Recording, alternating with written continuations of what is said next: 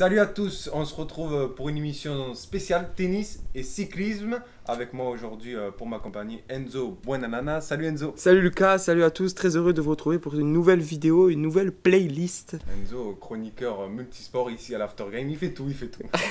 On commence donc par le Giro. La dernière étape était un chrono de 15 km dans les rues de Vérone et a vu Aga s'imposer devant Campenard et De Gendt, pardon.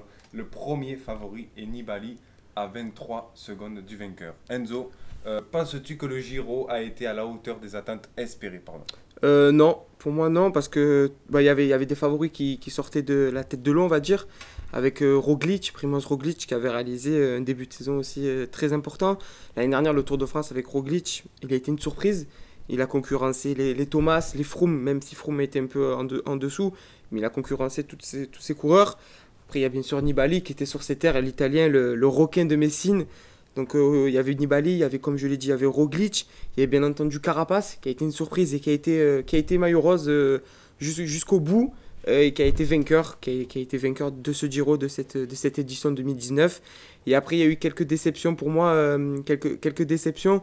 Je pense à Primoz Roglic, voilà, comme je l'ai dit tout à l'heure, était favori, mais pour moi, Primoz Roglic a été une déception, même s'il a eu quelques soucis mécaniques dans les étapes importantes, les étapes de montagne. Je me rappelle une des dernières étapes de montagne où en descente, il a eu un souci mécanique, il a chuté, donc il a perdu du temps. Nibali était déçu de lui, il n'a pas assez attaqué, il a plutôt attendu les attaques de divers favoris, comme une attaque de Miguel Ángel Lopez, le coureur d'Astana qui a attaqué, Nibali l'a suivi, le coureur Carapaz attaque, Nibali suit, voilà.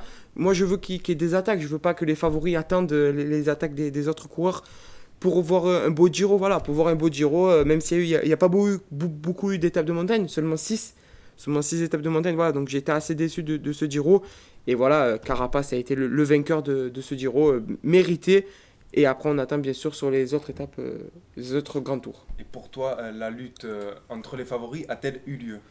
Non, comme je l'ai dit, non. Pour moi, il n'y a pas eu de telle euphorie comme on peut voir.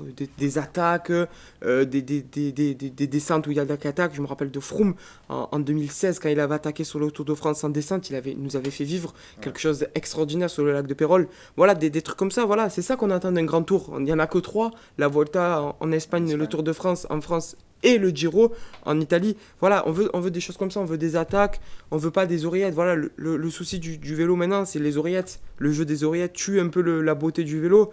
Voilà, on aimera. Par contre, ce qui était bien dans ce Giro, c'est qu'il y a eu des chronos, il y a eu des contre-la-montre, il y en a eu 3. Donc c'est assez rare depuis des années. Et je pense que voilà, ce parcours avantagé Primoz Roglic avec ces trois chronos, car il faut rappeler que Primoz Roglic est un grimpeur, mais aussi un rouleur. Donc voilà, il m'a déçu, ce Giro m'a déçu, mais on attend bien sûr le Tour de France qui arrive bientôt.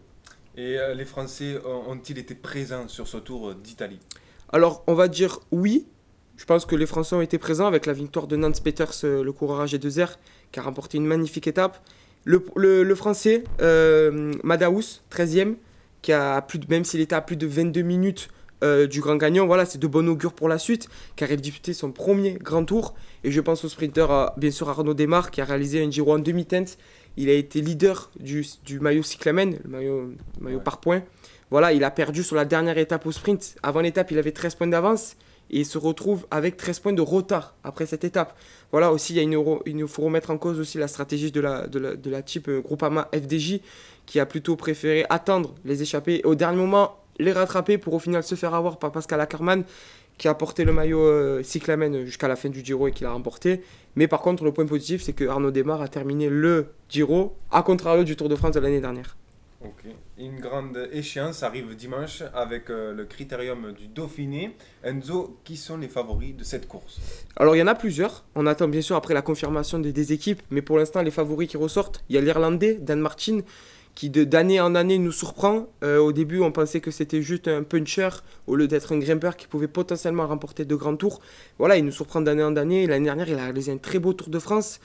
Cette année, il n'a pas été sur le Giro car il a préféré se consacrer voilà, au Tour de France et au critérium du Dauphiné. Donc voilà, il sera présent, je pense qu'il peut réaliser de bonnes choses. Le dernier vainqueur du Tour de France, Geraint Thomas, bien entendu, qui sera présent sur le critérium du Dauphiné en France. Et les chouchous du public français, je pense à Warren Barguil, je pense à Romain Bardet et je pense bien sûr à Julien Alaphilippe qui réalise un début de saison. Tony Truant, vainqueur du Milan-San Remo, vainqueur de la Flèche Wallonne, pardon. Voilà, les chouchous français vont être là. Et bien sûr, et le dernier, c'est le deuxième du Giro, Vincenzo Nibali. Mais pour toi, qui c'est ton favori? Alors, mon favori, je pense que c'est Geraint Thomas. Voilà. Tout d'abord, le contre-la-montre individuel qui arrive mercredi prochain, il est long de 26 km. Contre-la-montre de 26 km, c'est énorme pour un chrono. Il peut avoir d'énormes écarts. Il peut être entre 1 minute 30 et 2 minutes 30 pour moi des écarts. Quand je prends Geraint Thomas, je prends deux coureurs, Geraint Thomas et Romain Bardet. Geraint Thomas est un très bon rouleur grimpeur, tandis que Romain Bardet est plutôt un bon grimpeur et non pas un bon rouleur. Donc voilà, entre ces deux concurrents, il peut avoir 2 minutes d'écart. Et les étapes de montagne arrivent à la fin. C'est les 2 dernières étapes qui sont des étapes de montagne. Il y aura déjà un écrémage avec ce fameux chrono. Donc Geraint Thomas, après moi c'est que mon avis, mais si Geraint Thomas remporte le chrono de 26 km et qu'il conserve le maillot jaune, parce que c'est le maillot jaune au Critérium du Dauphiné également, voilà, il y aura déjà un écrémage avec ce fameux chrono. Donc voilà, on aura plus de précision là-dessus, mais Geraint Thomas aura juste à gérer. Après Romain Bardet, Julien Alaphilippe ou encore Warren Barguil peut avoir une victoire d'étape. D'accord. Et une autre grande échéance aura lieu prochainement, tu en parlais, c'est le Tour de France qui partira de Belgique le 6 juillet prochain et qui arrivera sur les champs le 28 juillet. Enzo, présente-nous un peu la 106e édition du Tour. Alors, à contrario des autres des récentes années, le Tour de France a beaucoup d'étapes de montagne, 7 et 5 arrivant en altitude. On parle de la planche des belles filles qui a vu Haru s'imposer récemment, donc c'est le dernier vainqueur sur la planche des belles filles. Le Tourmalet, le fameux Tourmalet avec Thomas Voeckler qui nous avait régalé, ou encore à Tignes. Donc voilà, il y a des arrivées en haute montagne qui vont nous régaler. En juillet, on va passer un bel été devant le Tour de France. Et un chrono individuel, pareil avec un chrono individuel de 16 km et un chrono par équipe. Voilà, donc c'est 2 chronos assez courts, mais qui vont être importants pour la suite du Tour de France. Et qui est ton favori cette année? Alors, à contrario du Critérium du Dauphiné, c'est plutôt un parcours qui avantage les grimpeurs et qui n'avantage pas les rouleurs grimpeurs, car avec 7 arrivées en montagne et seulement 2 contre-la-montre, donc voilà, donc je pense qu'un coureur comme Romain Bardet peut s'illustrer sur ce Tour de France. Voilà, moi j'attends de Romain Bardet qui ne suive plus les attaques de certains, qui prennent l'offensif, qui l'attaque, qui soit sûr de lui. On a vu dans les récents Tours de France qu'il suivait les attaques, qu'il était un peu sur la retenue. Après, sur le Tour de France 2018, il a réalisé un Tour de France assez compliqué. Il n'a pas terminé sur le podium. Mais voilà, j'attends de lui qu'il soit là, qu'il soit présent. Après, bien sûr que le chrono va être important pour lui. Rappelons que sur le Tour de France 2017, le dernier chrono, voilà, à Marseille, au stade Vélodrome, il avait réussi à maintenir sur le podium pour seulement 1 seconde devant Michael Landa. Donc voilà, donc ces chronos sont importants pour lui. Espérons qu'il se soit amélioré. Il s'est entraîné récemment en Colombie et en Espagne. Voilà, on espère qu'il a pris note de ces choses-là. Mais voilà, je pense que Romain Bardet peut tirer son épingle du jeu. Et après, Julien Alaphilippe, comme je l'ai dit tout à l'heure, qui réalise une début de saison exceptionnel. Donc voilà, on espère que ces coureurs français seront là. Et après, pour les autres favoris, il y a bien sûr Froome qui doit se reprendre de la dernière édition du Tour de France, où il a laissé plutôt la place à Geraint Thomas pour remporter le Tour de France. Uran, qui est un coureur personnellement que je n'aime pas trop, mais qui est toujours là, qui est toujours présent, qui est sur les podiums.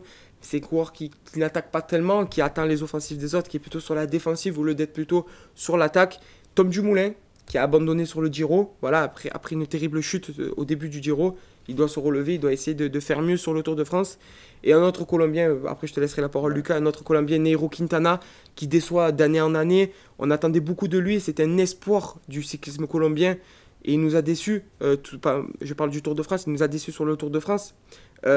Toujours pareil, un peu comme Uran, toujours sur la défensive, il n'attaquait pas. On attendait beaucoup de lui, on espérait beaucoup, même s'il a gagné 2 grands tours, le Tour d'Italie, le Giro en 2014 et la Vuelta en 2016. Voilà, Nairo Quintana doit faire mieux sur le Tour de France et comme un peu Romain Bardet, il a du mal en contre-la-montre. On passe maintenant à Roland Garros. À l'heure où nous tournons cette émission, Benoît Paire est sur le court Suzanne Lenglen. Il affronte Nishikori, le japonais. Il mène 5 jeux à 4. Il est revenu à 2-7 partout. Enzo, penses-tu que les Français sont à la hauteur de ce Roland Garros cette année? Alors, peut-être ça va te surprendre, mais pour moi, oui. Ils sont à la hauteur de ce Roland Garros. Donc, j'ai fait un peu des déceptions et des satisfactions. Ouais. Donc, je vais commencer par mes déceptions. Joe Wilfried Tsonga, qui s'est fait sortir lors du 2e tour par le japonais Kei Nishikori. Même s'il revient de blessure, il n'a pas été à la hauteur pour moi de mes espérances. Beaucoup de fautes au filet, beaucoup de fautes provoquées par le Français. Il n'a pas réalisé de nombreux coups gagnants. Il n'a pas fait, comment dire, il n'a pas été à la hauteur pour moi de mes espérances. Le public pourtant était présent sur le Châtrier. Mais voilà, il n'a pas, même s'il revient de blessure, comme je l'ai dit, il manquait un peu de courses, de coups gagnants. Voilà, il manquait des trucs comme ça, de folie, comme on peut avoir avec Joe. Là, on va parler d'un jeune, une déception. Ma plus grande déception de ce Roland-Garros, c'est Lucas Pouille. Lucas Pouille qui s'est fait sortir par le Slovène, Klizan au deuxième tour en 5-7. Donc le Français déçoit d'année en année à Roland. Il doit plus se consacrer, s'il veut se consacrer à Roland Garros, il doit plus s'entraîner sur la terre battue. À Monte Carlo, pareil, il avait pas été présent. Ou même à Rome ou encore à Barcelone. Voilà. Donc ce qu'il faut à Lucas Pouille, c'est de se relever de ses échecs d'année en année et de se consacrer sur la terre battue. Et après, pour parler des satisfactions, il y a bien sûr Antoine Wang, invité de ce Roland-Garros. Il a réalisé un tournoi satisfaisant. Ouais. Il a éliminé une pointure de la terre battue, je pense à Verdasco. Il accède au troisième tour, mais malheureusement, il s'est fait sortir par Gaël Monfils, un autre Français. Mais voilà, Antoine Wang, il a de l'avenir. Il a été invité, comme je l'ai dit, par les organisateurs du tournoi. Mais voilà, c'est un joueur qui provoque, qui a de la folie. D'ailleurs, il s'est fait miner par Gaël Monfils, mais il me fait penser un peu à Gaël Monfils, dans le style un peu de jouer au tennis. Il a un peu de la folie, il tente, il se lâche. Voilà, c'est ça qu'on aime chez un joueur de tennis, qui nous fait bondir de notre chaise. Voilà, c'est pour ça que Antoine Wang est une de mes satisfactions. Nicolas Mahut, l'ancien des Français, 37 ans, il arrive encore à nous faire bondir de notre chaise. Lors du premier tour, il s'est qualifié en 5-7 en éliminant Cecchinato, l'Italien, qui avait l'année dernière nous a fait rêver l'année dernière en sortant des hautes pointures de tour en tour. Voilà, Nicolas Mahut, comme je l'ai dit, à 37 ans, c'est très compliqué pour lui. On l'a vu quand il s'est fait éliminer par Meyer en 3-7 lors du troisième tour. Voilà, c'était très compliqué pour lui, physiquement surtout. Mais il arrive encore à nous faire rêver. Je me rappelle, à chaque fois qu'il gagnait un tour, qu'il passait un tour, il y avait son fils, qui rentrait avec lui sur le terrain. Voilà, c'est ça qu'on aime voir dans le tennis. Et Nicolas Mahut, il reste encore en tête, encore en double, sans Pierre Hugerbert, à contrario des autres années où il avait été tenant du titre. Mais voilà, Nicolas Mahut reste encore en double. Une autre satisfaction, Benoît Paire, comme tu en as parlé, Lucas, qui est en ce moment même sur le Suzanne Lenglen en train de remonter, de faire une remontada, comme on dit dans le football, face au japonais Kei Nishikori. Voilà, il est souvent critiqué. Voilà, il se défend, comme tu l'as si bien dit, Lucas. Il est souvent critiqué, Benoît Paire, par ses attitudes, etc. Mais voilà, en ce moment même, il réalise un très bon tournoi, un match. C'est le seul Français avec Gaël Monfils encore dans la compétition. Voilà, il a réalisé un match exceptionnel contre Pierre Hugerbert, un autre Français, en 5-7, plus de 4h50 de jeu. Il joue actuellement son meilleur tennis depuis longtemps. Et espérons tous qu'il confirme dans ses prochains tournois. Wimbledon, qui arrive dans pas longtemps. Cet été, espérons qu'il participe à ce grand tournoi. Et un dernier, après je te laisserai conclure, Lucas. C'est le meilleur Français actuellement, tête de série numéro 14 de ces Roland-Garros, des tournois de France. Je parle bien sûr de Gaël Monfils. Et il est plus consacré sur le court. On avait l'habitude qu'il soit un peu farfelu, qui engrage le public, qui rigole, qui casse le rythme. Non, on le voit pas ça chez Gaël Monfils, et c'est plutôt pas mal, car on le voit plus consacré, il se disperse plus comme avant, Voilà, il se concentre plus sur le court, sur son adversaire. Il a gagné en tactique, il a gagné en jeu. Donc voilà, c'est ça qu'on aime aussi chez Gaël Monfils. Et au moment où nous parlons, il affronte Dominic Thiem. Donc voilà, un concurrent, ça monte en intensité et en adversité pour le Français. Voilà, donc Dominic Thiem, c'est un très bon joueur de tennis, finaliste l'année dernière face à Rafael Nadal. Voilà, c'est très compliqué pour lui, mais on espère tous que le Français se qualifie. Alors où nous parlons, bien sûr, quand vous verrez la vidéo, vous connaîtrez déjà le résultat. Et là, c'est une info de dernière minute.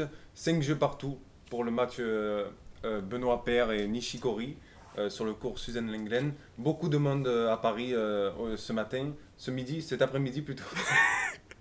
Et un dernier mot, peut-être un favori. Je t'ai pas demandé un favori pour le Roland Garros. Je pense que, comme tout le monde, Rafael Nadal.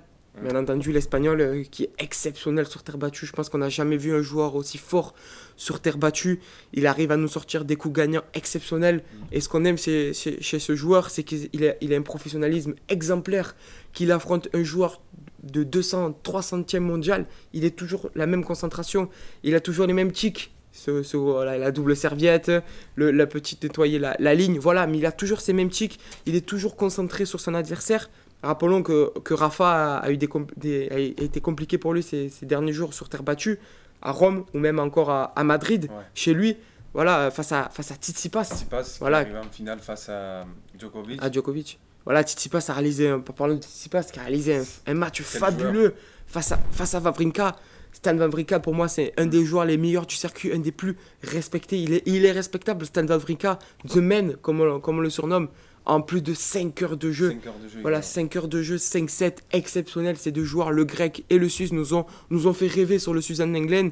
Et après, il y a Benoît Paire qui est arrivé pour espérons toujours qu'il gagne. Mais voilà, pour revenir sur Rafael Nadal, pour moi, c'est le favori de ce Roland-Garros. Il montre d'année en année et de tour en tour cette année qu'il ait le potentiel pour avoir encore... Il commence à vieillir, Rafael Nadal, voilà, mais il continue à être exemplaire. On espère tous que nous assisterons à une très belle finale et une très belle deuxième semaine. Voilà, espérons que Gaël Monfils aille le plus loin possible.